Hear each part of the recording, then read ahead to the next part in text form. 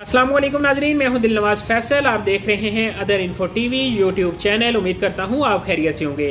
नाजरीन, आपके लिए एक बड़ी खबर लेके आया हूं। सऊदीया ने यकम मुहर्रम उल हराम से इंटरनेशनल उम्रा शुरू करने की इजाज़त दे दी है। लेकिन अगर इस उम्रे की बात की जाए तो सऊदीया ने जो पाकिस्तान को भी इस लिस्ट में शामिल किया है कि जो कि यकम मुहर्रम से उम्रा नहीं कर सकेंगे। इसके अलावा भी 8 ममालिक शामिल है। सऊदीया ने कहा है कि अगर आप आना चाहते हैं तो किसी भी तीसरे मुल्क में आप 14 दिन का स्टे करके फिर सऊदीया दाखिल हो सकते हैं। लेकिन इसमें एक जो खुशी की बात है वो ये कि पाकिस्तान में अक्सर अवाम को चाइना की वैक्सीन लग चुकी थी, जिसमें साइनोफार्म और साइनोवैक शामिल थी।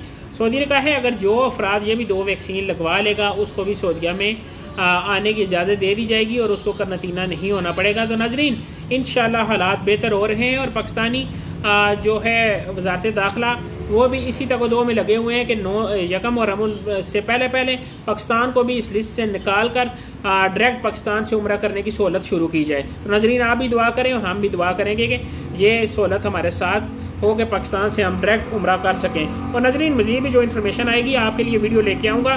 मजीद वीडियो देखने के लिए मेरे चैनल को सब्सक्राइब कर लें और साथ मौजूद घंटी का बटन लाजमी दबाएं ताकि आपको नोटिफिकेशन के जरिए भी हमारी वीडियो पहुँचती रहें। मुझे दें इजाज़त नेक्स्ट वीडियो तक। अल्लाह हाफिज़, अल्लाह निगहबान।